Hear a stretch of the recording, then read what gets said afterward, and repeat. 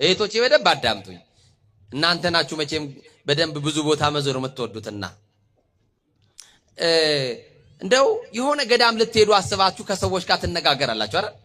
ይሄው ጠዋት እንትን የሚባል ገዳም ልሄድ ነው ተረስቻለሁ። ልብሳችሁን ታዘጋጃላችሁ፣ ነጠላችሁን፣ ጸሎት መጻፋችሁን ቦርሳችሁ ውስጥ ታደርጉና ሸክፋችሁ ትነሳላችሁ።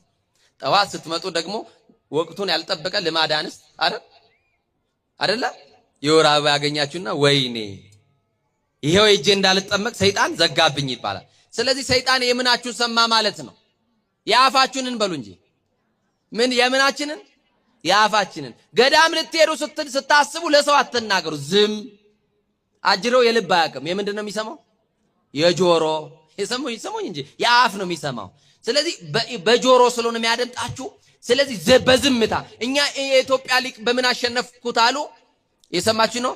ማድረግ የሚፈልገውን ነገር ለዛ ሰው ለማድረግ በጽሁፍ አሉ። ምን አለ? ለዚህ ነው ቅዱስ ዳዊት ወአርመም ኩለሰና ይላል፣ ለበጎ እንኳንም ዝም አልኩ ይላልና በዝምታ የሚታወቁ አባት ናቸው። አባ አጋቶን በረከታቸው ይደርብን እና አንድ ቀን በገዳማቸው ሲኖሩ አንድ ነገር ያደርጋሉ። ከገዳም ውስጥ ከ3 ወር ውስጥ አንድ ጊዜ ደግሞም ሲያስፈልግ ደግሞ በወር ውስጥ አንድ ጊዜ ከከተማ ወደ ከተማ እየወጡ ይመለሳሉ። ወዴት እየወጡ? ወደ ከተማ ይወጣሉ። እኚህ መናኛ አባት ከተማ የሚወጡበት ጉዳይ አላቸው። ምንድነው ካላችሁ በገዳም ውስጥ የእጅ ስራ ይሰራሉ። የምን ስራ? እስቲ ሁላችሁም የእጅ ስራ በሉኝ። የእጅ ስራ ይሰራሉ እና ሰፌድ ይሰራሉ፣ ሰሌን ይሰራሉ፣ እንቅብ ይሰራሉ። እነዚህ በእጆቻቸው የተሰሩትን ምን ያደርጋሉ? ገበያ ይወጡና ይሸጡታል። ይሸጡትና ዘይት ይገዙበታል፣ ጨው ይገዙበታል፣ ዱቄት ይገዙበታል። ሰማችሁኛል? ስንት ነገር ነገርኳችሁ? 3 ነገር ይገዙበታል። የገዙትን ለማን ይሰጣሉ ካሉኝ ከዋሻቸው የማይወጡ በድካም ደግሞ በእርግና በገዳም ውስጥ ያሉ አባቶች ስላሉ ዱቄቱን ዘይቱን ይወስዱና ለአባቶች ይሰጡና ይመረቃሉ። በጾም ሰዓት ይልብ አድርጉ። እንዲህ በጎ ስራ ይሰራሉ። እኛ አባት አንድ ቀን በእጃቸው የተሰራውን 5ቱን ሰሌን ለመሸጥ ወደ ገበያ ወጡኛ አባት ና ወደ ገበያ ሲወጡ መንገድ ላይ የተቀመጠ አንድ የነቢጤ ያገኙ። እናንተ ምዕመናን ስትሰጡ ገብቷችሁ ነው የምትሰጡት። ፍቅር የሌለበት ምጽዋት የዱላ ያክል ነው። ሰጠን ብላችሁ እንዳትማቱ። ወርውራችሁ የምትሄዷት ሳንቲም ጎንበስ ብላችሁ እግዚአብሔር ይማር ብላችሁ ለታመመው ሰው በእጅ ስጡ እንጂ። ከኔ ጋር ናችሁ? እና ወደ ገበያ ሲወጣ በመንገድ የተቀመጠ አንድ የነቢጤ ልማኝ ሰው አለ። አባቴ ስለ መድኃኔዓለም እንጀራ መግዣ ስጠኝ፣ ተለመነኝ፣ ተዘከረኝ አለው። አባ ዞር ብሎ አየውና ልጄ ምን ላርግህ? ገንዘብ የለኝም፣ በእጄ የተሰራውን ይህንን ሰሌን ሸጬ ዱቄትና ዘይት ለአባቶቼ ገዝቼ ወደ ገዳም ልመለስ እየወጣው ነው። ባይሆን መድኃኔዓለምን ጠርተህብኝ ከማልፍ ይሄንን በእጄ የተሰራውን ሰሌን ልስጥህ አለው። ዳቦ አይደል አልበላው፣ እንጀራ አይደል አልበላው፣ ምን ያደርግልኛል ሰሌን? እኔ ቸገረኝ ገንዘብ ብሎ መለሰላቸው። እንደ ወንድሜ አሁን በመንገድ ላይ ተቀምጦ ስለ መድኃኔዓለም ስለ እመቤቴ ስለ ኪዳነ ምሕረት ብሏችሁ ልትሰጡት ደግሞ ወይ ደግሞ እናንተ በር አንድ ሰው መጥቶ በራችሁን አንኳክቶ ስለ ማርያም ሲላችሁ መቼም ጨካኝ የሚራራባት ስም ናት እመቤቴ፣ እንደው ያላችሁን ቁራሽ እንጀራ ወጥ አድርጋችሁ አምጥታችሁ ሲሰጡት አይ እኔ እኮ እንጀራ አይደለም የምፈልገው ሳንቲም ነው ቢላችሁ በር አዘጉበት? ረጣቢ ነው መደፉበት? እንደው በካልቾ ነው የምትሉት? ይሄ ደግሞ ጥጋበኛ ሊያስኮንነኝ ይሁንና እንጀራ በሰጠው ልትሉ ትችላላችሁ። የቸገረው ምን ታውቂያለሽ እናቴ? የማይቋረጥ መድኃኒት ቢኖረውስ? መድኃኒት መግዣ አጥቶ ቢሆንስ? ያ መድኃኒት ቢቋረጥበት በሞትና በህይወት መካከል ሊሆን ይችላል። ምናልባትም በህይወት የመቆየቱን እድል ሊቀንስበት የሚችል የማይቋረጥ መድኃኒት ኪኒን መግዣ አጥቶ ሊሆን ይችላል። ስጡን የተባልነው አትመራመሩ፣ ካለ መስጠት ነው፣ ከሌለ ካለበት ያድርስ ማለት ነው። እና ይገርማል። አባ ልክ ነህ የኔ ልጅ፣ የጠየቀኝ ገንዘብ ነው የሰጠው ሰሌን ነው፣ እንግዲያውስ ገበያ ወስጄ ሸጬ መጸውታለሁ፣ ጠብቀኝ አሉት። አይ የሚሄዱበት ገበያ ይዘውኝ ይሄዱ አላቸው። ይሰማችሁና ገበያ ይዘውኝ ይሄዱና እዛው ሲሸጡ እዛው ይሰጡኛል አላቸው። በል ልጄ ተነስና እንሂድ ሲሉ አይ እኔ እኮ መነሳት አልችልም አላቸው መልሶ። ከባድ ነው አይደል? ይሄን ትዕግስት ይኖራቸዋል? ይኖረናል ወገኖች? እኔ በበኩሌ አይኖረኝም። እኔ አልታገስም። እና እንዴት ነው የምትሄደው ታዲያ? አይ ሰውነቴ በቁስል ደቋል እኮ የሸፈነልኝ ልብስ ነው የኔ አባት። መቆም መራመድ የሚያስችል ነገር የለኝም። አካሌ ሁሉ በቁስል አልቋል። ባይሆን እንደ ሕፃን ልጅ ተሸከመኝ አለው። እስቲ አሁን ቁስል እየተነገራችሁ ለመሸከም ፈቃደኛ ትሆናላችሁ? ንገሩኛ። እንኳን ቁስል ልብሱ የቆሸሸበትንም እንኳን ታክሲ ላይ አንጠጋለትም። እና አባ እንደ ሕፃን ልጅ ፎጣቸውን አውልቀው እንደ ሕፃን አዝለውት ያን በቁስል በደዌ የነደደውን ሰው አዝለውት ወደ ገበያ ሄዱ። ገበያ ሰሌን ከሚሸጥበት ቦታ ቁጭ አሉ። አንድ ሰሌን መጣና አንዱ ገዛቸው። ስለ አባ እንጦንስ ብሎ ለመናቸው። ይሄው ስለ ጻድቁ ስለ አባ እንጦንስ ብሎ የአንዱን ዋጋ መጸወቱ አይበቃው? አሁንም ያ ነዳይ ቁጭ ብሏል። አንድ መጣና ደግሞ አራቱንም ገዛቸው መጥቶ አሁንም ስለመቤቴ አላቸው። ይሄው ስለመቤቴ። እናንተ ብትሆኑስ ቅድም ሰጥቼል እንዴ ደፋር ነው የምትሉት? አባ ግን በተጠየቁበት ሁሉ ምን ይሉ ነበረ? እስቲ ይሰጡ ነበር በሏ። አቤት ኢትዮጵያውያን ዛሬ የደረስንበት እንዴት አይነት ክፋት ላይ እንደደረስን፣ ማን እንዳስተማረ ምቀኞች እንደሆንን፣ ተንኮለኞች እንደሆንን፣ ነገረ ሰሪዎች እንደሆንን፣ አሽሙረኞች እንደሆንን፣ ንፉግነት ማን እንዳስተማረን፣ ሻክቶ የሚደፋ እንጀራ ይዘን ዳህንማ እና በላ ስስታም እንደሆንን እንዲህ አልሆንም። ዛሬ በር ዘግታችሁ በልታችሁ የታለ የወዛችሁት? የታለ ያማረባችሁ? የት መች ጤና ሰጣችሁ ተደብቃችሁ የበላችሁት? አባ ጋቶን አምስቱንም መጸወቱታ። ልጄ መሽቶብኛል፣ ወደ ገዳሜ ሽፍታ ሳይወጣ አራዊት የሚተናኮሉ ሳይወጡ ወደ በጊዜ ልመለስ፣ እግዚአብሔር ይማርክ በልደናሁን አሉትና የያዙትን ሙሉ መጽውተውት ሄዱ። ምን አላቸው መሰላቸው? ያነዳይ እዚህ ነው እንዴ ያገኘኸኝ? አባ ካገኘኝ ቦታ ተናንስ ውሰድና መልሰኝ እንጂ አላቸው። መጽውተውም ተሸክመውም ለካስ የአባ ትዕግስት እየታየ ነው። በጾማችሁ ሰዓት በጣም እላችሁን የሚያስጨርሳችሁ ነገር ሊገጥማችሁ ይችላል። በጾማችሁ ሰዓት በቃላት በንግግር የሚፈትናችሁ ሰው ስራ ቦታ ሊገጥማችሁ ይችላል። ከቻላችሁ ያንን ቦታ ለቃችሁለት ሂዱ። ክፉ ላለመነጋገር እየሰማችሁ ይናር። ያለበለዚያማ ከአንደበታችን ክፉ ከወጣማ ምኑን ጾም ነው ወገኖች? እና አባ ምን አሉት? የኔ ልጅ እውነት ነው፣ ተሸክሜ ካመጣውክ ቦታ ማድረስ ግዴታዬ ነው። በል ከትከሻ ይወጣ። በጾም የደቀቀ ሰውነታቸው ደግሞ ተሸክመውበት። አያችሁ ቅድስና። ይሄ ነው ቅድስና። የእናቴ ልጅ በጀርባ አዝለውት ነዳዩን ከነበረበት ቦታ ሲመልሱ በል ልጄ ደርሳል ውረድ አሉት። ያ ነዳይ አልወርድም አላቸው። ይሄ ከባድ ነው፣ ትዕግስት የሚያስጨርስ ነው። ወንድሞቼ እናንተ ብትሆኑ አንስታችሁ አታፈርጡት ይሆን? አልወርድ ቢላችሁ መጽውታችሁ ተሸክማችሁ ወስዳችሁ ተሸክማችሁ መልሳችሁ ደግሞ ከትከሻዬ ውረድ ስትሉት አልወርድም ቢላችሁ አቤት አቤት አቤት አድርስ ነው። እኛ ትከሻ ላይ እንኳንም አልሆነ የለንማ። ይሄ ትዕግስት እንዴት አድርገን እንደምናከባልለው እናውቃለን። አባ ምን አሉ መሰላችሁ? የኔ ልጅ አትወርድም አሉት። አዎ አባ አልወርድም አላቸው። እንግዲያውስ እስከምችለው እሸከምሃለሁ አሉት። እግዚአብሔር እስከምንድን ነው የተሸከመን ወገኖች? እግዚአብሔር እስከምንድን ነው የተሸከመን?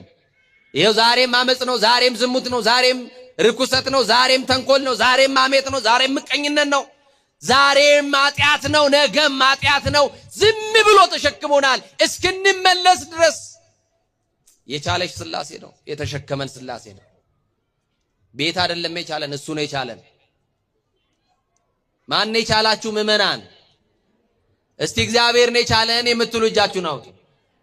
እናት የማትችለውን አባት የማይችለውን አስቸጋሪው ጸባያችንን የቻለልን ማን ነው? በደላችንን ነውራችንን ከድኖ የሸፈነልን ማን ነው? ያየብንን ያላሳየብን ማን ነው? ክብር ለቅዱስ አማኑኤል ይሁን። እሱ ነው የቻለልን፣ እሱ ነው የሸፈነልን። ወገኖቼ አልወርድም አለው፣ እጠብቃለሁ፣ እስከምችለው እሸከምሃለሁ አለ። ምን እስከምለው? አያችሁ በጾም ሰዓት ምን ያክል ትዕግስተኛ መሆን እንደሚያስፈልግ።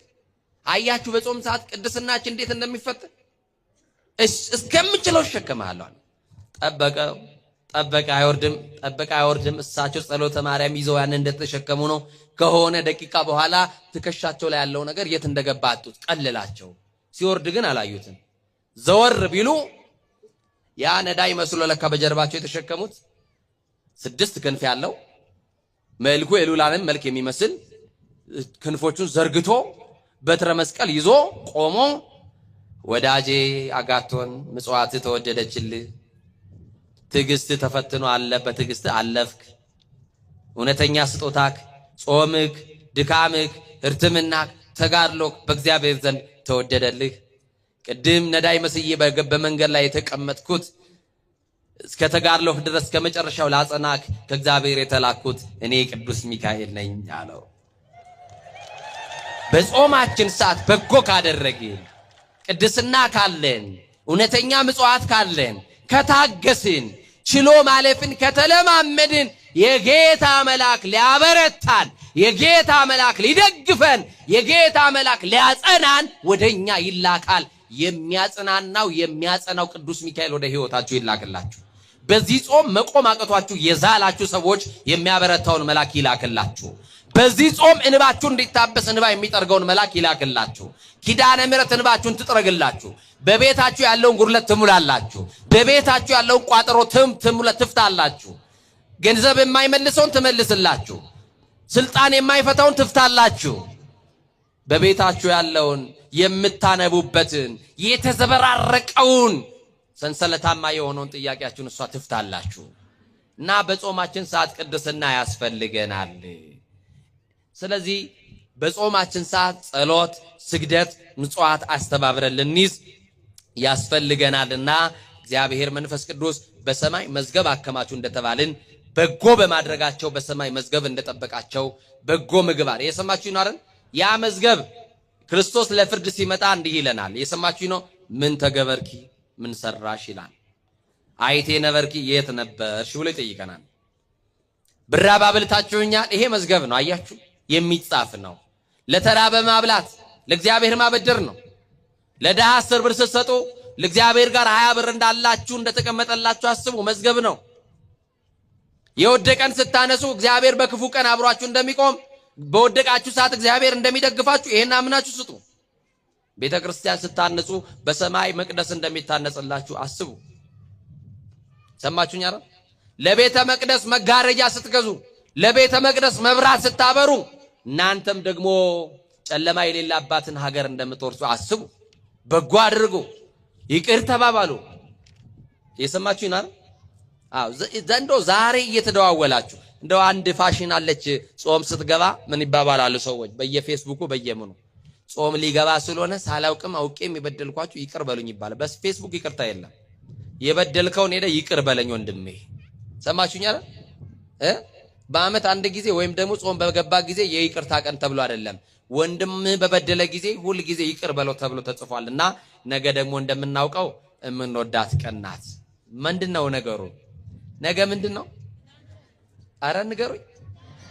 አረ ፊቷን ያላችሁ ንገሩን። ይጠራ ስሟም ነገ ማናት?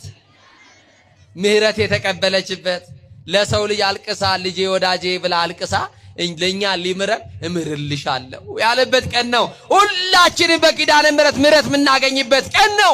የታመምን እንፈወሳለን፣ የታሰርን እንፈታለን። በደንብ አድርጋችሁ አመስግኗል። ነገ የመዳናችን ቀን ነው። የምንፈታበት ዕለት ነው። እግሮች ሁሉ ወደ ጉራራ ኪዳነ ምሕረት ይመጣሉ። የሰማችሁ ነው። ነገ ይሄው በዚህ ሁሉ ሚዲያ የሚተላለፍ ይሄን ላይቭ የምታዩ ክርስቲያኖች በአዲስ አበባ ያላችሁ ከመገናኛ የተነሱ ሰዎች ወዴት ነው ታክሲ የሚይዙት? እስቲ በመገናኛ በሰሚት በኩል በጎሮ በኩል ለሚመጣ ከመገናኛ እዚህ አለ አይደል ታክሲ? ንገሩኝ እንጂ እዚህ ታክሲ አለ። በሜክሲኮ በኩል የሚመጣ ሰው ደግሞ 4 ኪሎ ቢመጣ ያገኛል አያገኝም? ንገሩኝ እንጂ በዚህ በፒያሳ በኩል የሚመጣ በጉለሌ በኩል በአራት አቅጣጫ ያላችሁ ነገ ኪዳነ ምሕረትን የት እናሳልፍ ያላችሁ ታምረኛ ፈዋሽ ጸበል ያላት የጉራራዋ ኪዳነ ምሕረት ልጆቿን ነገ የምትፈታበት ቀን ነው። ተናግሬያለሁ። ነገ የምንፈታበት ቀን ነው። ነገ ምንድንበት ቀን ነው። ከአጋንንት ስራት ምንፈታበት ምናመልጥበት ቀን ነው። አመስግኑ በደንብ አድርጋችሁ። አሁን እዚህ ለተቀመጣችሁት ብቻ አይደለም ጥሬ በይሄንን ደግሞ መልእክት ለሚያዩትም ጭምር እያስተላለፍኩ እየሰማችሁኝ ነው አይደል? የትና ክብር ለምትሉ ደግሞ ተአምሯ እየተገለጠ ነው። ኪዳነ ምሕረት በጸበሏ ብዙዎችን እየፈታች ነው። ደስ ይበላችሁ። የተጨነቁት በጸበሏ እየተገላገሉ ነው። የታመሙት እየዳኑ ነው። ደስ ይበላችሁ። ኧረ ደስ አላላችሁም? ሆስፒታል አግኝተናል። ድንግል ማርያም ልጆቿን በዘርፋፋ ቀሚሷ እየሄደች እየገባች ጸበል ውስጥ አንቺ ጭንቅ ብሎሽ ኪዳነ ምሕረት እኔ ሐኪም ቤት አልሄድም፣ እኔ መርፌ አይነካኝም፣ እኔ ኪኒን ሰልችቶኛል፣ ባክሽ አንቺ ፍችልኝ ብላችኋት ጸበሏ ስትገቡ አናያትም። እሷ ደግናት ዘርፈፍ ብላ በቀሚሷ ትገባና እሷ ቆማ አጥምቃን፣ እሷ ዳብሳን፣ እሷ ፈውሷን ትወጣለች። ስንቱ ዳነ መሰላችሁ እዚህ ጸበል ውስጥ። የስንት ሰው ቋጠሮ ተፈታ እዚህ ጸበል ውስጥ። ኪዳነ ምሕረትን ስላገኘን እሷኛ መካከል ስላለች ደስተኞች ሆነናል። ይሄው ከሐዘናችን እየተጽናናን፣ ይሄው ከሕመማችን እየተፈወስን ነው። እንኳንም እሷን አገኘን፣ እንኳንም እናታችን ሆነች፣ እንኳንም ልጆቿ ሆነን። ደስ ይበላችሁ፣ አመስግኗል። አዎ ነገ በጊዜ እንግዲህ ትሰበሰባላችሁ አይደል? በጊዜ ትመጣላችሁ አይደል? አዎ ዓለም ይሰማዋል። አሁን ዛሬ አንድ 10 ሚዲያ መሰለኝ እዚህ ጋር ያለው ነገ ደግሞ ከዚህ በላይ ደግሞ በደንብ ተሞ ታስተዋውቃላችሁ እናንተ። እኛ ደግሞ የእናንተ ሚዲያ እናስተዋውቃለን። ሰማችሁ አይደል? አዎ ይሄ ፎሎ ስታረጓቸዋላችሁ እናንተ እየገባችሁ እንዴት ነበር ያ የኪዳነ ምሕረት ቀን አገልግሎት እያላችሁ እነሱ የሚያስተላልፉትን ደግሞ ይኸው መጨረሻ ላይ ሚዲያቸውን ደግሞ ለነሱ ምንድን እንደሆነ እንነግራቸዋለን። እሺ ይሄ በጎ ማድረግ ነው። እየሰማችሁ ነው? ንገሩኝ እንጂ እውነት አስብ። ምን ነው ማስታወቂያ መስሪያ ገንዘብ አልተቀበልኳቸው? እንደዛ መስሏችሁ ነው? እንደዛ መስሏችሁ ነው? በቅንነት ነው። እሺ ቅንነት ዋጋ ያስከፍላል። ንገሩኛ በቅንነት ለምን መሰላችሁ? አሁን ሚዲያን እየተጠቀሙ አባቶች ይሳደባሉ። እንደዚህ አይነት የቤተ ክርስቲያን ልጆችን ከተጠቀምናቸው ደግሞ ማንም የቤተ ክርስቲያን አባቶች ላይ ሰዎች አፋቸውን አያላቅቁ። እውነት አስብ። ሊቃነ ጳጳሳትን ጭምር በድፍረት የሚሳደቡ ሰዎች አሉ። እናንተ ሚዲያዎች ከበረታችሁ እንደዚህ አይነቶችን ሰዎች አንድ መቁረጫ ማጭድ አለ። የሰማችሁ ነው? ክፎች የሚታጨዱባት ማጭድ ምንድነው ካላችሁ ብሎክ በማድረግ የክፋት እንትናቸውን በመዝጋት ሰማችሁኝ አይደል? አባቶቻችን ሲሰደቡ ዝም ማለት አለብን? እኔ ላይ አሁን ሲያሟርቱ ነበር የከረሙት ሞተ ብለው ጥቁር አንበሳ። ኧረ ምን ጥቁር አበሳ ነው ደግሞ። እኔ ያዛኝቷ ልጅ ደግሞ የምን ጥቁር አንበሳ ነው? ጸበሏ እያለልኝ የጉራራ ይኸው ቢያመኝ መጥቼ እንደናንተ እጠመቃለሁ። ይኸው አዛኝቷ ምስክሬ። ቢያመኝ እኔን ጦጦ ሄጄ ነው የምጠመቀው። ምን ማለት ነው? እገሌ ሞተ ለምንድን ነው ደስታው? ብንሞት ማን ነው የሚጠቀመው? ንገሩኛ። እና እንዲህ አይነት የክፋት ሚዲያን የሚያሰራጩ አሉ። እነዚህ ደግሞ ወንጌል ያሰራጩበታል። አያችሁ? ወንጌል በየደብሩ ያሉትን ወንጌል እየተገኙ ቆመው ያሰራጫሉ። እነሱን ደግሞ እዩዋቸው። የሰማችሁ ነው?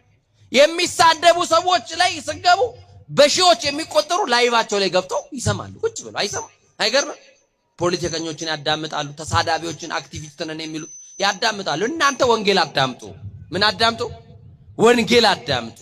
ወንጌል ከወንጀል ነፃ ያደርጋል። ወንጌል መስማት በጎ እንድንሆን ይለውጠናል። ወንጌል በጎ ሰው ያደርገናልና በቅድስ በተባለችው ሰንበት ነው አሁን 40 ቀኗን የጌታን ጾም ጀምረናል። በዚህ ጾም ውስጥ ዲያብሎስን ድል እንዳደረገ እየሰገዳችሁ እየጾማችሁ እየጸለያችሁ ንስሐ እየገባችሁ ይቅር እየተባባላችሁ ሌሊት አላርም እየቀጠራችሁ ሰዓታት መቆም እንኳን ባትችሉ እየተንበረከካችሁ ቤታችሁ እየሰገዳችሁ ጠላት ዲያብሎስን ድል የምታደርጉበት ጾም ያድርግላችሁ። ጠላታችሁን ከእግራችሁ በታች ያንበርክክላችሁ። በዙሪያችሁ እንደ ደመና የከበባችሁን ክፉ ያጋንንትን ማህበር ሥላሴ ይበትንላችሁ። በጾማችሁ ድል የምታደርጉበት የምትጠቀሙበት የምትድኑበት የምትፈወሱበት ጾም ያድርግላችሁ።